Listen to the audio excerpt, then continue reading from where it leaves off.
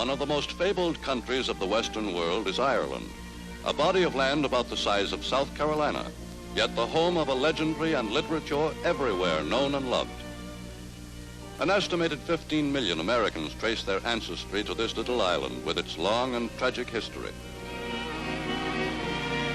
For centuries, all of Ireland was held in subjection to the British. But in 1922, the part of Ireland now known as Éire gained its independence, while Northern Ireland, predominantly Protestant, remained within the United Kingdom. The capital of Northern Ireland is Belfast, a thoroughly modern city of 440,000 people. Vigorous and aggressive, Belfast has built itself up to its present position in less than 100 years.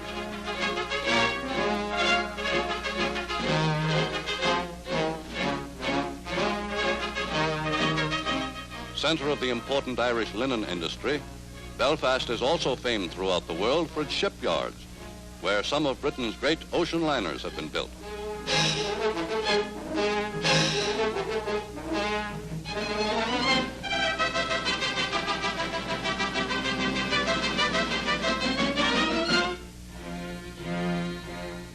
Many of Ulster's Protestants are known as Orangemen, through their ancestors' loyalty to William of Orange, King of England 2.5 centuries ago.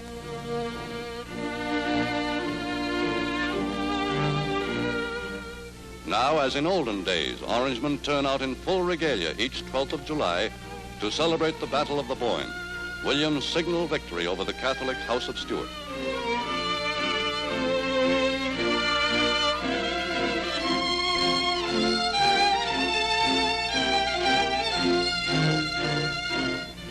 But Northern Ireland's pride and its loyalty to Britain is more than matched by the pride of Éire across the border in its newly won independence.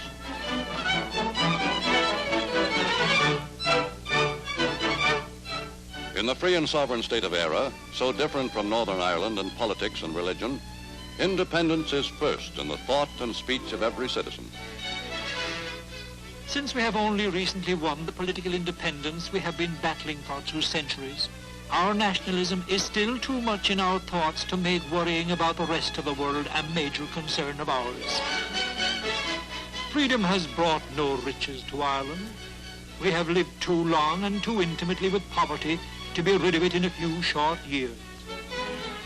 Ireland is agricultural in the main, and the southern counties have little in the way of industry.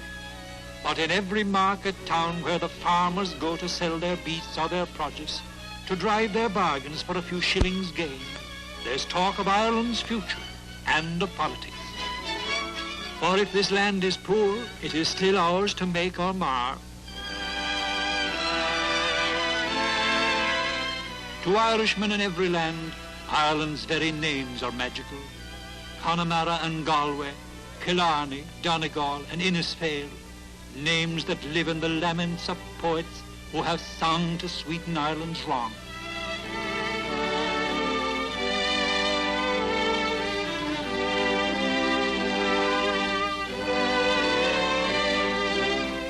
Yet few of them there are on the outside who would care to trade places with Ireland's farmers, and they toiling and working from the rising of the sun to its setting to till the soil that bore them.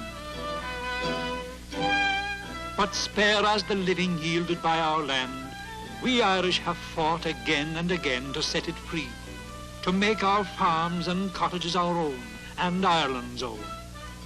Through centuries of want and oppression, we Irish have learned that few things are easily won or easily held, be it a roof over our heads, or wool to clothe us, or a fire on the hearth to warm the children, or freedom to live in our own way.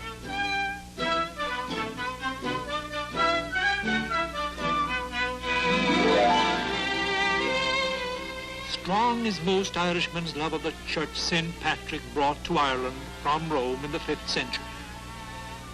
As Yeats wrote of the parish priest, but Father John went up and Father John went down, and he wore small holes in his shoes and he wore large holes in his gown. All loved him, only the Shoneen, whom the devils have by the hair, from the wives and the cats and the children to the birds in the white of the air.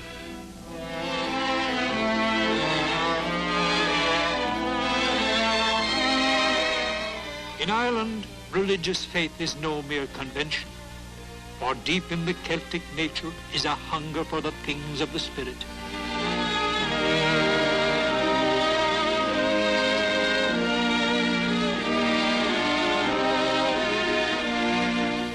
Most of our people are Catholics, but freedom of worship is complete and church and state are separate by our constitution. Maynooth College carries on the traditions of those Irish scholars who kept Roman culture alive throughout Europe's dark ages.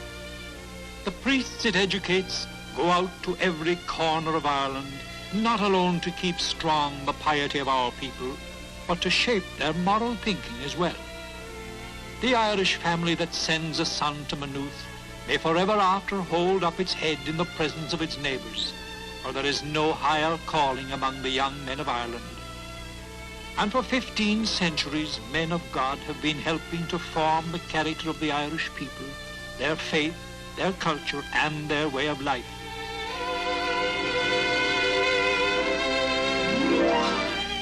Today, Ireland's people who have known so much of tragedy and bloodshed are at peace.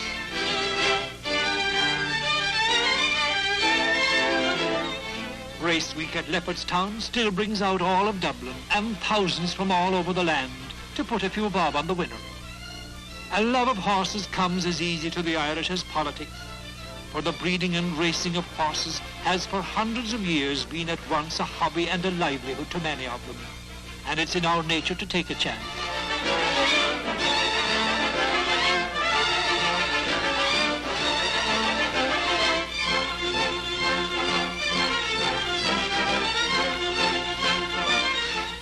Other sports have gone on undisturbed in Ireland while the world has been at war. When we go by the thousands to the great football and hurling matches and sit or stand packed together while the game goes on, we have a sense of our unity and our nationality.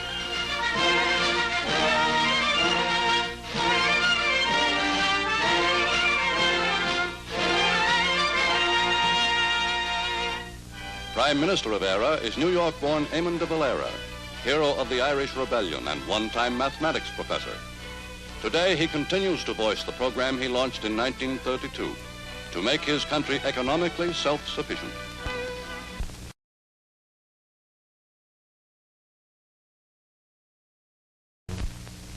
The political aim is to secure the unity of Ireland and its international recognition as a sovereign state. The economic aim is to make the country as self-sufficing as is reasonably possible. In all our work, it will be noticed that there is deliberately a strong bias towards rural rather than city life. Under de Valera's land settlement scheme, Irish families in great numbers were moved from the stony lands in the west of Ireland onto the fertile areas which the landlords had once reserved for their livestock. With government encouragement, ERA's wheat acreage has been more than doubled over a period of 5 years. Irish bacon and hams are famed for their savor the world over, and the meat packing industry has continued to flourish. To many parts of the world goes condensed milk from the government-owned plant in Limerick, in the heart of one of the world's richest pasture lands. And other dairy products, such as butter, are constantly improving in quality through scientific methods developed in ERA's agricultural schools and colleges. For fuel, ERA largely depends on the peat bogs, which cover 1/7 of its land. In developing peat resources, the cutting of turf by manual labor is being supplemented by new methods and new machinery. And in the factories of County Kildare, macerated peat is compressed into briquettes for marketing.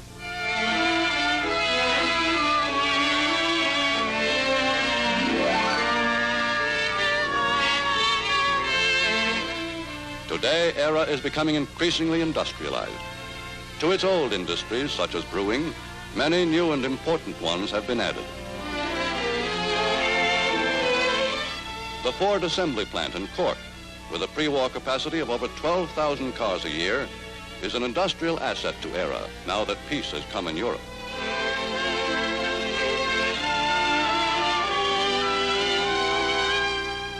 Another important peacetime industry is rubber. Dunlop, the inventor of the rubber tire, was a Dubliner who long confined his activities to England because Dubliners objected to the smell of rubber factories. An important product of the Dunlop plant in Cork has been rubber boots. This county, too, produces thousands of shoes each year.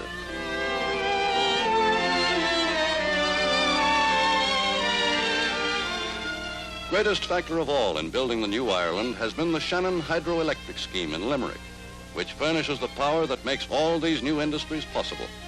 Power from the River Shannon, largest river in all Ireland or Great Britain.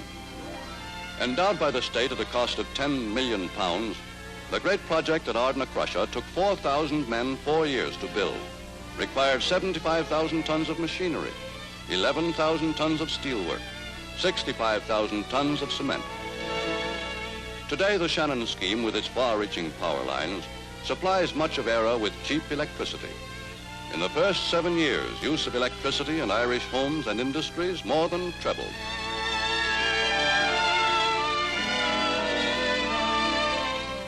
Thus, throughout the 26 counties, the government's economic program is well underway, with modern industry firmly established in a country which, a generation ago, was almost purely agricultural.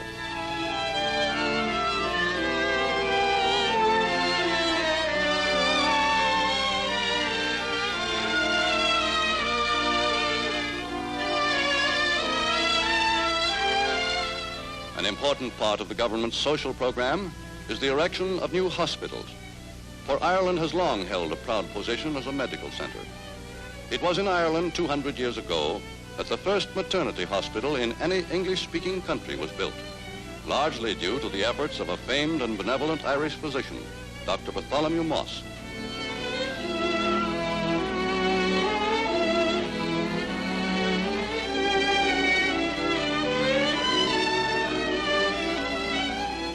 One of the most cherished projects of the new era is a vast national housing scheme. Thousands of thatched cottages are giving way to new and modern homes. Unsightly slums are being replaced by modern blocks of apartments to meet Ireland's housing needs.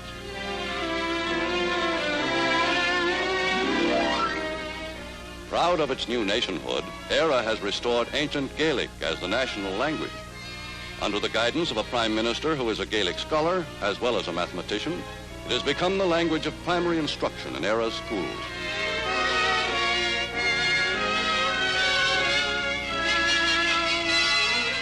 For this revival of the time-honored speech of Ireland's people is counted on to strengthen the sense of national unity. Today, a new generation is growing up whose natural speech is that of Ireland's early literature and civilization. Eamon de Valera, pursuing his dream of a self-sufficient and peaceful Éire, has succeeded in maintaining his nation's complete independence. Biggest international problem before de Valera and his nation in recent times was the question of whether to join with Britain against the Axis in World War II. Éire's position as a sovereign state left her free to make her own decision. But between Fianna Fáil, led by de Valera, and the Fine Gael, the opposition party, long led by William Cosgrave, there was no difference of opinion on the issue of neutrality. 95% of Éire's people were convinced that to enter the war on Britain's side would have been to betray the cause of independence to which Ireland's heroes devoted their lives. Men like Daniel O'Connell, who won for Ireland religious emancipation, Hugh O'Neill, the rebel Earl of Tyrone, Michael Collins, hero of Éire's revolution, and the lost leader, Parnell. Thus, Ireland's unhappy history under British rule was an important factor in Éire's decision to remain neutral, a decision which the freedom-loving nations of the world found difficult to comprehend. But those who would understand this proud and sensitive people, today and in the future, should look not to logic, but to the poetry of the Irish. The world wears on to sundown, and love is lost and won. But he recks not of loss or gain, the King of Ireland's son. He follows on forever, when all your chase is done. He follows after shadows, the King of Ireland's son.